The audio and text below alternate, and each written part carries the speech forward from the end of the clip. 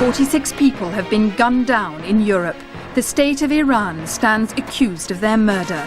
Tonight, Panorama uncovers the Iranian terror network, the diplomats who plot killings, the assassination squads, the secret training camps. The only conclusion you can draw is that they were being taught how to be terrorists.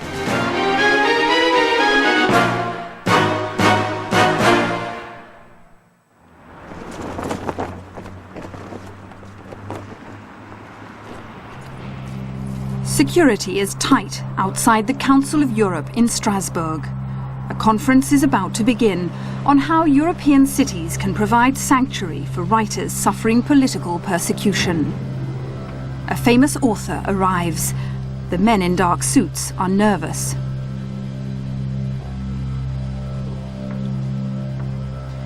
Salman Rushdie is still under the shadow of a fatwa, a sentence of death delivered by Iran's Ayatollah Khomeini.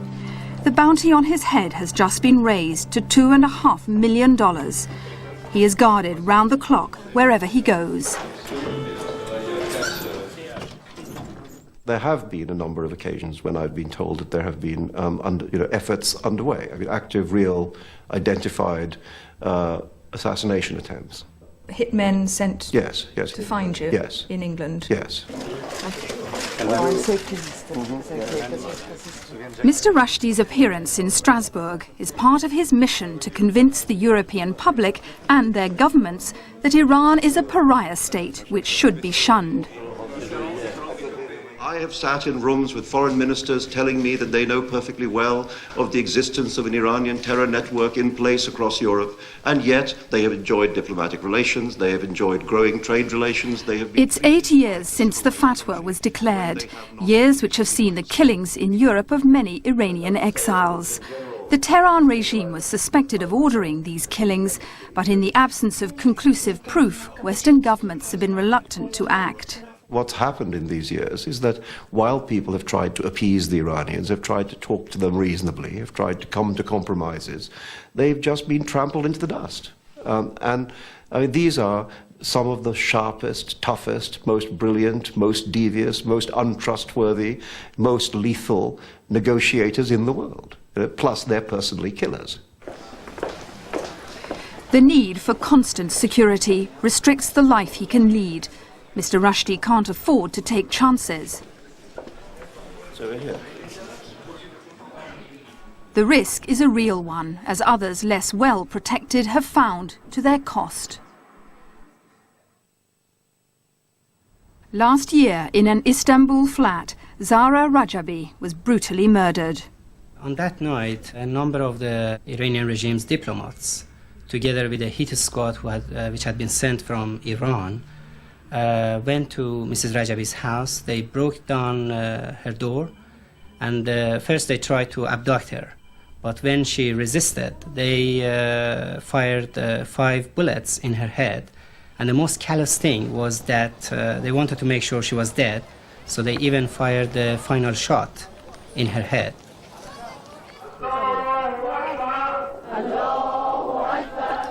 Mrs. Rajabi was a prominent member of the main Iranian opposition group, the National Council of Resistance. Her funeral brought 1,500 exiles onto the streets of Paris where she had lived.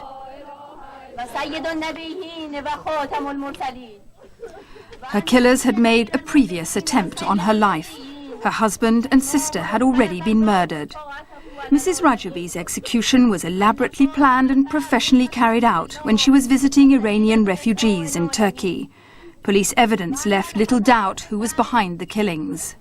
The prosecutor announced that at least 3 diplomats were involved. The person who actually drove the car to Mrs. Rajabi's house was an Iranian diplomat. The person who was carrying a gun in a bag was a diplomat. And the person who commanded her murder was also a diplomat of the mullahs. In the past 18 years across Europe, there have been more than 40 terrorist killings in which Iranians have been implicated. But European governments have been reluctant to act, despite the mounting evidence of the involvement of the Tehran regime. Instead, European ministers have kept up what they call a critical dialogue with Iran's leaders, making diplomatic protests while keeping their lucrative trade links with Tehran. This is a man they call the father of the revolution, and this is the moment that millions in Iran have been waiting for. When Ayatollah Khomeini returned from exile after the fall of the Shah in 1979, there were high hopes for the country's future. But it soon became clear the supreme religious leader would govern by harsh rules in an Islamic republic. Abul Hassan Bani Sadr was appointed president by Khomeini in the early days, when the Ayatollah decided to use terror as a way of enforcing the Islamic revolution. 15 years after fleeing Iran in fear of his own life, President Bani Sadr remains a prisoner in his own home in France. Even a walk in the garden poses a major security problem for the French forces who guard him. Mr. Bani Sadr maintains a network of contacts in Iran. He's well informed about the way the regime works. The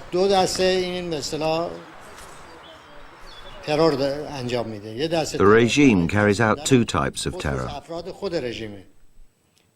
One to frighten members of the regime itself, and the other to prevent the opposition from getting strong. Everything must focus on this issue. The regime can only continue its existence through an atmosphere of fear.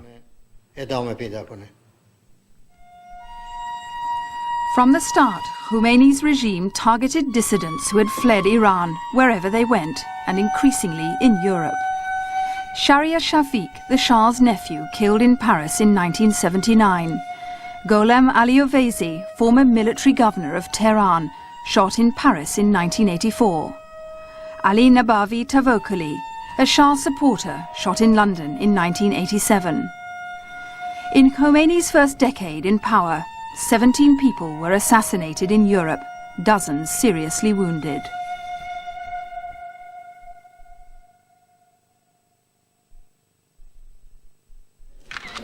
In 1989, Salman Rushdie was declared a blasphemer by Khomeini. His book, The Satanic Verses, outraged many Muslims across the world. Passions ran high. The Ayatollah sentenced Mr. Rushdie to death with a fatwa. A Tehran religious foundation offered $1 million to anyone who would kill the British author. The day I heard about the Khomeini fatwa, it did strike me that I might only have a day or two to live. It struck me almost immediately. My first reaction was to shut the shutters and lock the door. And really, I in no sense underestimated the power of Khomeini to kind of stretch his finger across the world like a kind of lottery commercial, and say, it's you. That in a way is the brilliance of the fatwa. Is the invention of a completely new form of terrorism, kind of remote control terrorism. You just point at somebody across the world and offer a sum of money and a place in heaven. It was 2 days before Iran's ambassador was summoned to the Foreign Office. British hostages were being held by pro-Iranian groups in the Lebanon, and the rebuke was very delicately worded. Plainly, one must be very deeply concerned about events of that kind. But one has to try to maintain a sense of perspective and impress upon the other country the possible harm that can be done by incidents of this kind. I'm sure that the initial instruction was, oh, well, you'd better keep him alive, but don't do him any favors. And so, it was 4 years before I met any British politician. They simply wanted to behave as if I didn't exist, and treat it as they say, as a procedural issue of police, as an operational issue, which the police would make the decisions about, and simply not take it up as a political issue at all. Well, the British government knew that it had to defend his right to free speech and defend his right to continue his life. You can't have him murdered on... but at the same time, they recognized that his book was especially offensive to Muslims and that this was a problem, not only with those who issued the fatwa, but with other trading partners of the British abroad and with Muslims inside the UK. Also, they would see that having to eliminate this fatwa was going to cause problems, direct problems, for British relations with Iran. Khomeini died later that year, but under his hardline successor, Ayatollah Khamenei, the fatwa continued, and so did the terror. Abdul Rahman Kasemlu, a Kurdish leader assassinated in Vienna in 1989. Dr. Kazem Rajavi, a former UN ambassador, shot in Geneva a year later. And Dr. Shapur Bakhtiar, the Shah's first prime minister. His head was hacked off in Paris. A common theme began to emerge. Many of the killers were suspected of having links with the Iranian embassy in Germany. Iran and Germany enjoyed close relations. Dr. Veliati, the foreign minister, was always warmly welcomed by Klaus Kinkel, his German counterpart. At the time, Germany was the Islamic Republic's #1 trade partner, with contracts worth £1.5 billion annually. In return, Iran was allowed to build up its Bonn embassy to become the biggest in Europe. And some say there were other links. The Germans gave facilities and training to the Iranian Secret Service. Germany had turned into a centre for them. Germany became Iran's most important business partner in Europe and the centre for the Iranian intelligence service. Mr. Kinkel's support for Mr. Rushdie was not quite so fulsome. Publicly, he argued the author's case, but behind the scenes it was clear Germany wouldn't do anything to jeopardise its relations with Iran. I've sat and listened to Klaus Kinkel say to me that he can't change the foreign policy of Germany for the sake of one man. And I mean, frankly, inaccurate remark, since the issue involved has not to do with me in a way. I just happen to be the location of the issue. The issue has to do with threats against many other people, with European businesses, you know, publishers, booksellers, and it has to do with high matters of principle, which, of course, politicians try not to talk about. The Germans have to import most of their energy, and see Iran as one source for that, and have also developed investments there and debts there which they cannot afford to turn their back on. And they have managed to do reschedule debt servicing arrangements with the Iranians, and this has worked out satisfactorily. And so they've got stakes in Iran, and they've been able to do business with Iran, and they have trade with Iran.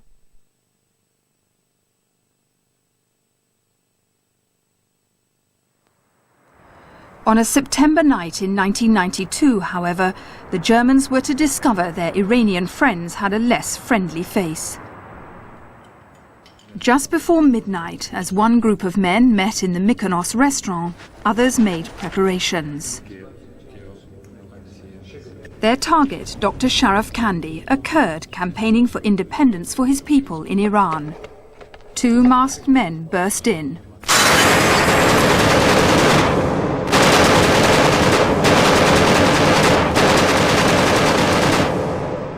As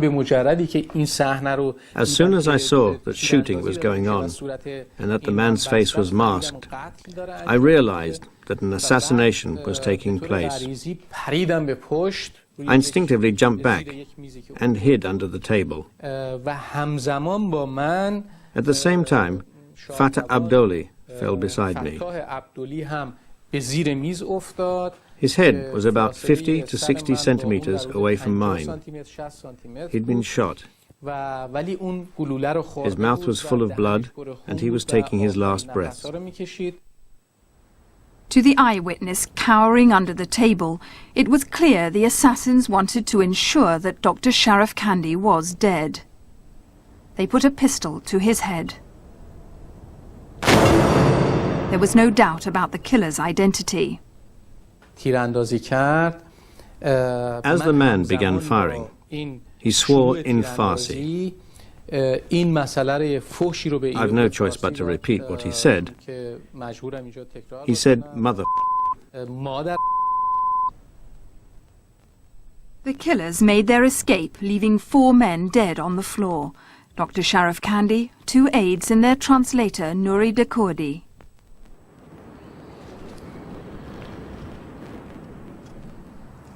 As Mr. Dekordi's widow buried her husband in a Berlin cemetery, the German public expressed outrage that political exiles who thought they'd be safe in Germany had been gunned down.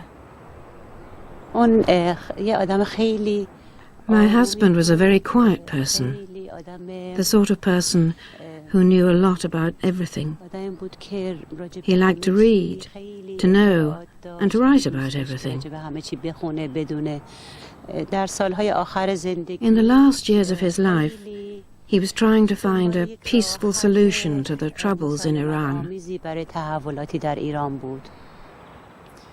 Within a month of the killings, 3 Lebanese men were under arrest and an Iranian with links to the Bonn embassy.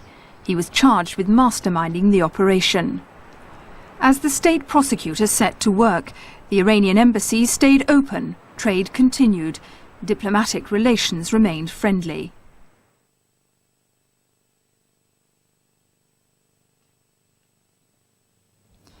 The next year, in Norway, the Iranians showed they were prepared to target anyone who offended their regime. In Oslo, someone had taken a stand.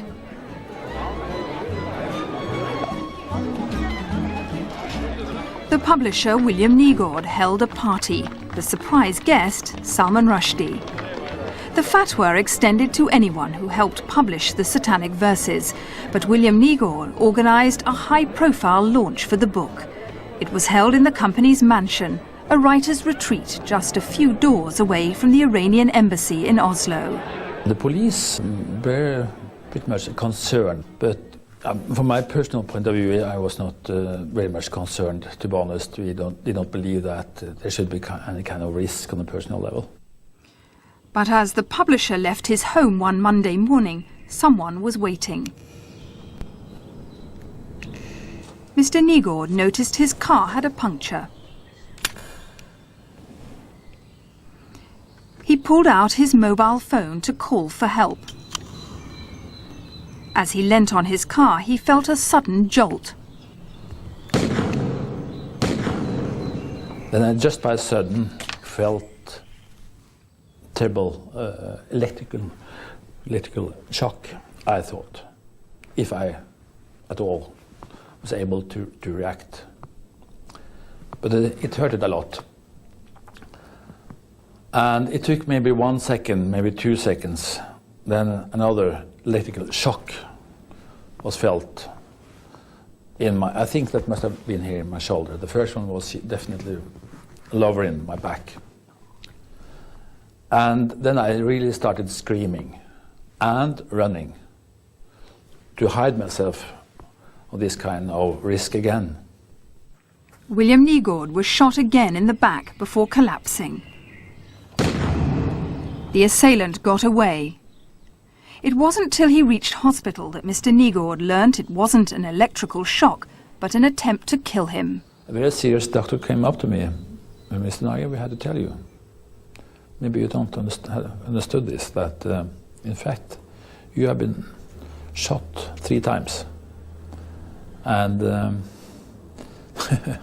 you are seriously wounded. We hope that you will survive. Analysis of the scene revealed there were probably 2 people in the hit squad. One of them fired the weapon. A witness helped produce a photo fit of the gunman, a person of Middle Eastern appearance. Attention immediately focused on the Iranian embassy. Their staff had been overheard discussing Nygaard in the local Muslim community, and 2 men came under suspicion. A Syrian man questioned by the Norwegian police admitted he had friends at the Iranian embassy and they'd asked him to spy on William Nygaard. And a Pakistani man was questioned about a gun which he owned, a .44 Magnum, the same type as used in the attack. He'd left Oslo for Tehran just 1 day after the shooting. Suspicion then centred on the chief of security at the Iranian embassy in Oslo. He too left the country around the time of the shooting and never returned. Mr. Nygaard has no doubt the embassy was behind the attempt to kill him. they have been involved in the planning, involved in the execution, involved in bringing that guy or maybe those two to Norway, covering them during the hours they've been staying here, and also bringing them out again. Everything has been organized by certain persons in the embassy. In the absence of hard proof, Norway maintained its relations with Iran, despite Mr. Nygaard's lobbying. But the government did persuade the Iranian ambassador to write a letter pledging to refrain from any act which violated the ethics of diplomatic behavior. Mr. Nygaard wanted tougher action. I would, of course, like to kick them out and break up the diplomatic relationship, because I don't like to have more or less as neighbors people who like to murder me the whole time. William Nygaard became the third victim associated with the Satanic Verses. Hitoshi Igarashi, Rushdie's Japanese translator, had been stabbed to death in 1991, and Ettore Capriolo, the Italian translator, had been attacked in Milan the same year, but survived. How bad do things have to get? I mean, who has to be killed before Europe starts deciding that enough is enough? I mean, clearly, 3 or 4 Kurds in a restaurant in Berlin, that's not bad enough. The knifing of an Italian translator, that's clearly not bad enough. The shooting of a Norwegian publisher, that's not bad enough. What has to happen?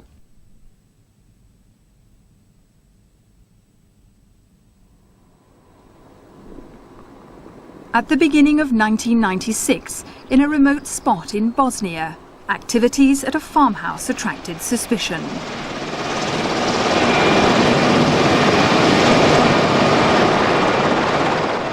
Acting on intelligence, British, French and American troops enforcing the International Bosnian Peace Treaty raided the house. Panorama has obtained footage of the raid which has never been seen before. Western intelligence believed that what had been going on in this house was a far cry from regular military activity and could threaten their forces. The war was officially over, but officers found a large and varied arsenal of weapons and much more besides. This is rough because we're still going through them. About 60 weapons, including 5 rocket launchers, and a grenade launcher, AK-47, sniper rifles, and a lot of handguns. The commander of the troops, the American Admiral Leighton Smith, went through the house room by room. I picked up what is clearly a sniper rifle. It was a silenced rifle. There could be no other use for it. And on the table next to it were some cartridges that would have fit in that rifle very nicely, that were made specifically, I think, for terrorist-related activities, because there was no marking whatsoever on the cartridge, so that if the weapon were fired and an empty cartridge was found, there would be no way to trace it back to anyone. You can't deny that this was a weapon that would be used to surreptitiously or clandestinely kill someone. Admiral Leighton Smith was shown more evidence. There were children's toys in the next room, packed with explosives. They were clearly experiments in making booby traps, whose target was unlikely to be military. And the presence of that with these other toys which haven't been adulterated yet would suggest they were going to make more of those. The circuit boards, the explosives, and the stacks of documents indicated the farmhouse was in reality a school for training in terror. They have been training here for some time. We've got lists of all the students. The camp had been in operation for 2 years. Hundreds of Bosnians had passed through it. But it was the documents left behind that really provided the most direct evidence yet. Many of the papers were written in Farsi, the Iranian language. Amongst them were instructors' manuals with diagrams of how to wire up bombs. There were exam papers on assassination, blackmail, bombing, sabotage and kidnapping, and a detailed account on how to use poisons, chemicals and biological toxins like botulism, including the killing dose. A videotape was discovered featuring an Iranian instructor. He is encouraging his men with a religious exhortation. He is seen training the Bosnians to carry out what seems to be a hit operation.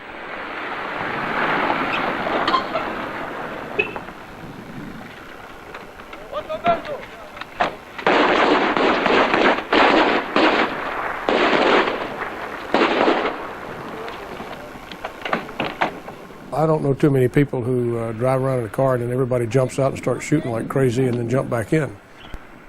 When you look at a tape like that, you can only draw the conclusion that they're going to drive up somewhere, jump out of the car, and they're going to wipe somebody out, and they're going to jump back in the car and take off again. I don't know how you can escape that. May I see your documents, please? Pass. Ali Ashgar Ali Shahi was one of 3 Iranians captured at the farmhouse during the raid. He produced diplomatic papers accrediting him to the embassy in Sarajevo. That is magic. His 2 Iranian colleagues also had diplomatic passports. They were all handed over to their embassy with instructions to get them out of Bosnia. 8 Bosnians were also arrested at the house. Their government claimed it was just a regular military training base, a natural consequence of the war in the Balkans, in which Iran had actively supported the Bosnian side. The Bosnians denied that terror training was going on at the farm, but those who saw the evidence just don't believe it. What I was looking at was incontrovertible evidence. I mean, absolutely no doubt about it. Airplane tickets, lesson plans, drawings, weapons, photographic development center, makeup room. All of these things were clear. I mean, they were there. I saw them with my own eyes. And what did they add up to?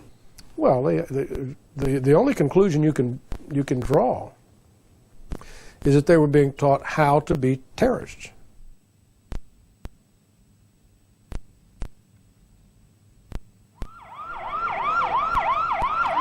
Just 10 days later, terror was in the headlines again, this time in Israel, where 4 bombs exploded, killing 57 people.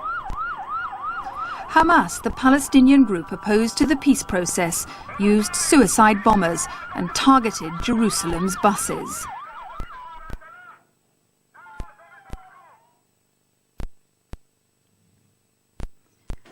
This is Hassan Salameh, the mastermind behind the attacks. He was captured by the Israelis as he tried to escape through a roadblock.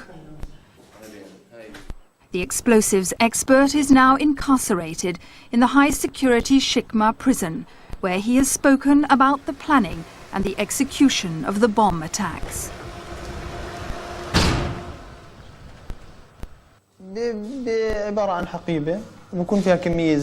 The bomb is a suitcase. You put 13 kilos of TNT in it, and you connect them through electric wires, and you fit an electric switch, a button. And the person who is supposed to carry it to the site knows about it. And when he gets there, he presses the button, and the explosion takes place. Salameh revealed that yet again there was an Iranian connection. He'd been taught to build a bus bomb at another secret camp, this time in Iran itself. They were Iranian instructors. It was someplace in Iran. I don't know where.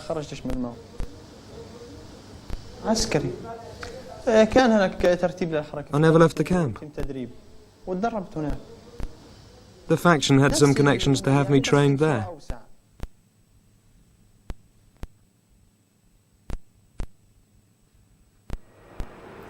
Two weeks after the bus bombs, an Iranian ship, the Koloduz, docked in Antwerp in Belgium. Customs officers here have to pinpoint suspect cargo amongst 4,000 containers unloaded each day. They cross-check the origins and movements of each ship. Last March, they picked on the Koloduz. The Koloduz had come directly from an Iranian port, fully laden, and offloaded just one of her containers at Antwerp. It was packed with pickles and olives and something else. we opened one wooden box. In it, we found a steel cylinder. There was a hole in that cylinder, and some packages wrapped in plastics were in that hole. And when we opened one of those packets, we found an ignition tube. An army bomb disposal team were immediately brought in to investigate further. They found a specially designed mortar with a range of over half a mile which could penetrate walls. It was made in sections to be assembled quickly on site, and it had a sophisticated fuse to deliver a powerful mid-air explosion. 9 months later, mortars identical to the one found in Antwerp were seized in Baghdad. They were aimed at the main Iranian opposition group, which is based in Iraq. One hit a hospital, killing a man and injuring many others. The use of these super mortars has been a very qualitative and a dramatic change in the dimensions of the terrorism of the mullahs. So far, 5 of these mortars have either been discovered or have been used. But what is very important is that some of these mortars are already have been dispatched to outside Iran, and they can be in any European capital right now. The container unloaded in Antwerp, in which the mortar was hidden, was addressed to an Iranian company in Munich. The ship itself, the Colodus, ended up in Hamburg, where 2 Iranian intelligence officers on board were questioned by the German police, but later released. No one knows for sure who was the target of the Antwerp mortar. It could have gone from here by road to anywhere in Europe. But the destination of the ship and the rest of its cargo indicated that the trail led once more to Germany.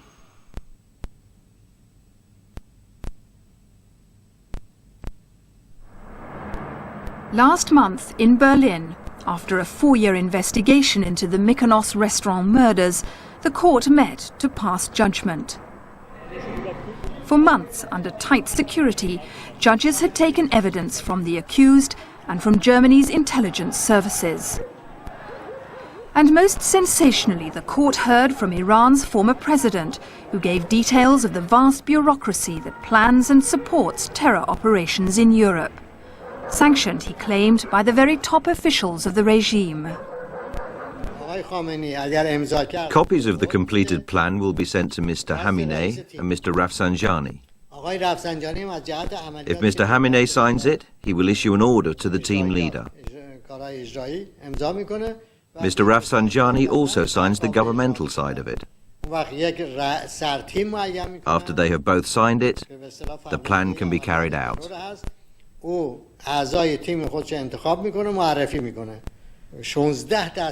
16 organizations have been created in different government departments. At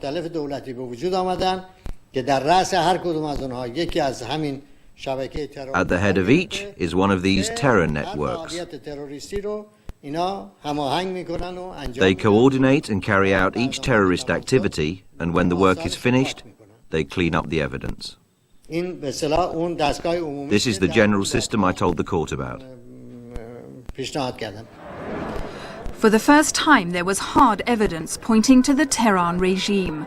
A government-issue pistol and a confession by one of the accomplices detailing the plot.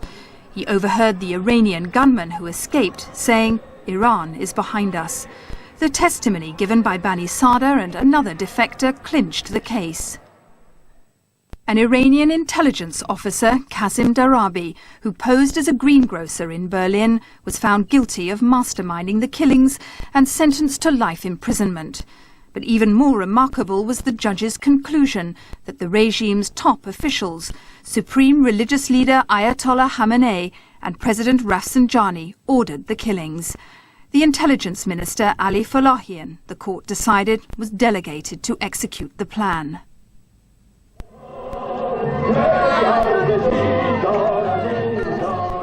The true face of the Tehran government had at last been exposed, according to the thousands of Iranian exiles who gathered outside the court.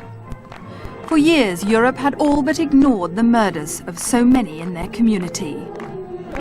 Amongst those who celebrated was Parvis Dasmalchi, who had miraculously escaped with his life 5 years ago in the Mykonos restaurant.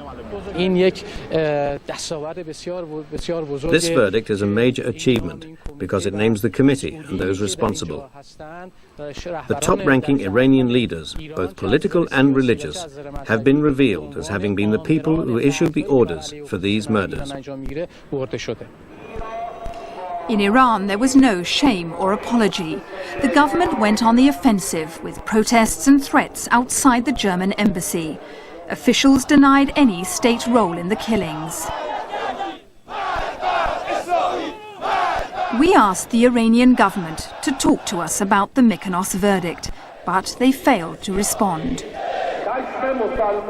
After the German court verdict, the European Union withdrew its ambassadors from Iran in protest. But just 2.5 weeks later, they decided the diplomats could return to Tehran.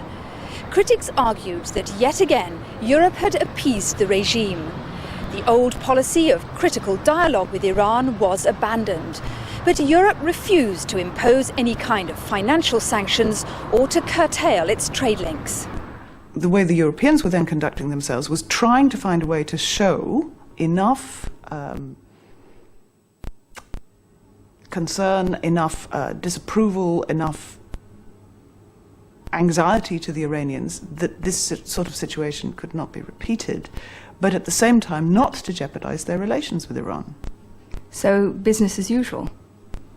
I think the thinking has been that a demonstration must be made to the Iranians and then give it 2-3 months and it'll be business as usual. I think what Europe has displayed here is a degree of cynicism that I would not have believed them capable of. But that's to say, what this is about is not wanting to do anything to rock the great boat of greed and money. A life under guard is still in prospect for Salman Rushdie. Security and careful planning wherever he goes. It's unlikely Mr. Rushdie's plight will soon be resolved. In the wake of the trial, Iran's hit back, refusing to let the German ambassador return to Tehran until the judgment's reversed. Europe's been left in confusion over how to respond. Yet again, the charge is Europe is not being tough enough. The only message that can possibly be deduced from the weakness of the European response is go right ahead, guys, do it again, we don't mind.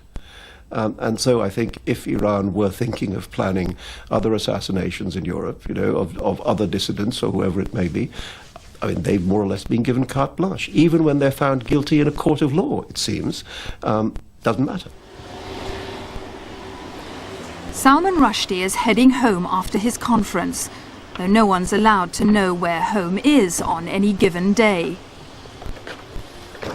It would seem a wise precaution. For both dissidents and intelligence services are warning that the Iranian regime is busy planning to rebuild its terror network across Europe.